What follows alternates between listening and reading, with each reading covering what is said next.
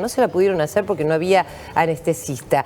Dicen que muchos de los médicos se iban a otros hospitales porque necesitaban una mejora salarial y los otros estaban llevando a cabo medidas de fuerza. Así que nosotros vamos a hablar con esta señora. Buenas tardes, María Areces y Santo Biasati. ¿Cómo estás, María Laura?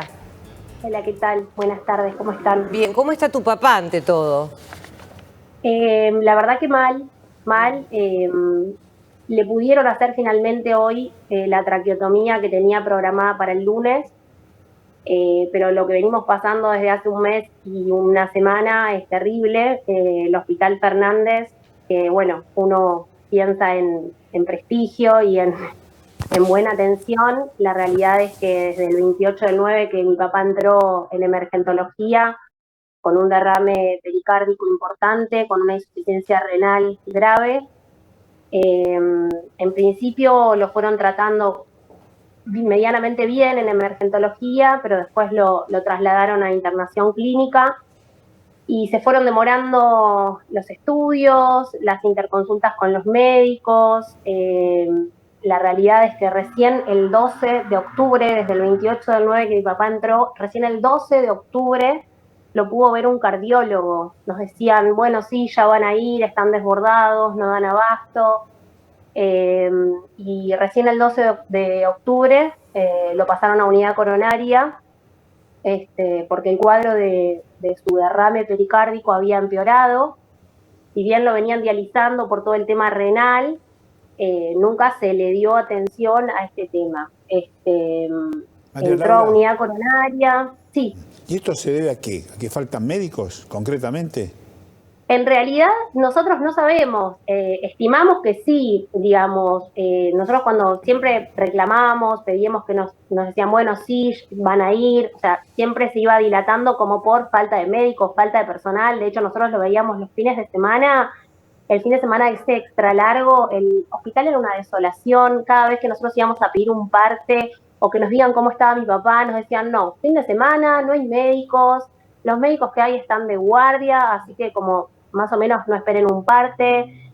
La realidad es que lo pasaron después a una internación clínica, o sea, de emergentología lo pasan a un piso normal, sí, donde él quedó por 6 o 7 días sin ningún tipo de control, sin su ayuda ventilatoria, respiratoria, directamente ni siquiera un saturómetro, cuando él tenía una insuficiencia cardíaca.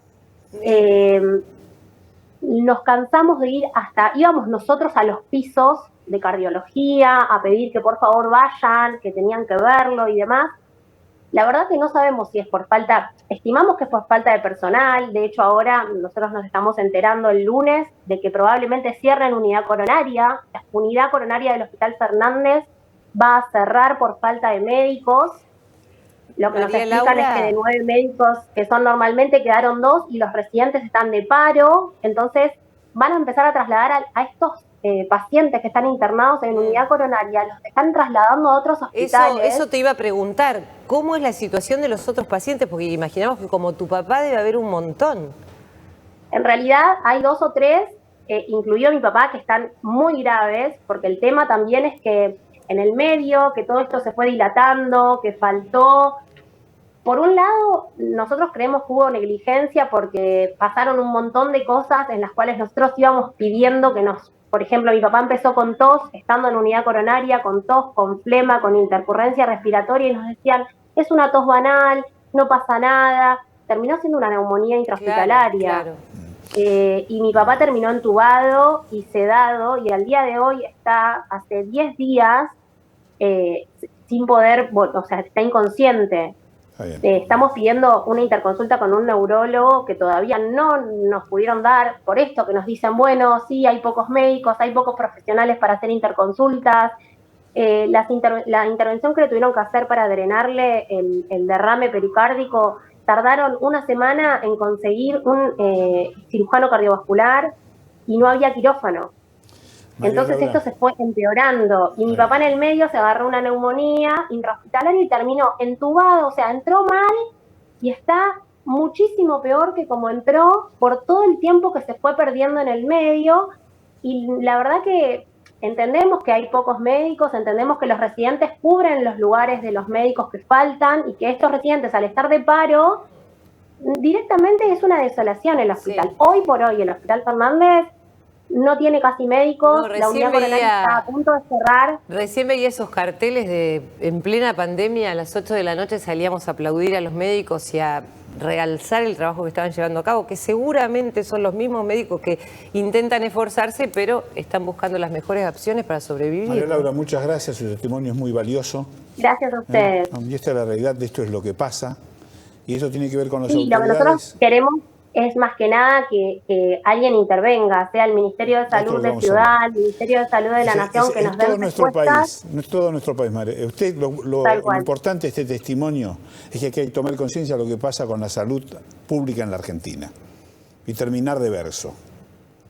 Tal cual. Los profesionales sí que tienen prestigio, el Hospital Fernández y todos los hospitales públicos, porque lo poco que hay se debe a su esfuerzo.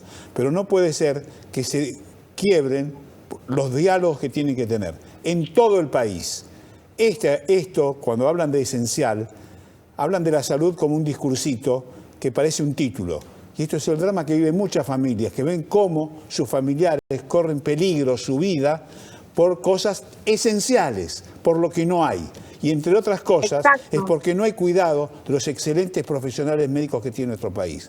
Formados impresionantemente bien desde hace décadas en cada una de las universidades que tiene facultades de medicina. Esto es un problema de ustedes, señores dirigentes, de todos, sin excepción, de los que están en el oficialismo hoy y de los que están en la oposición.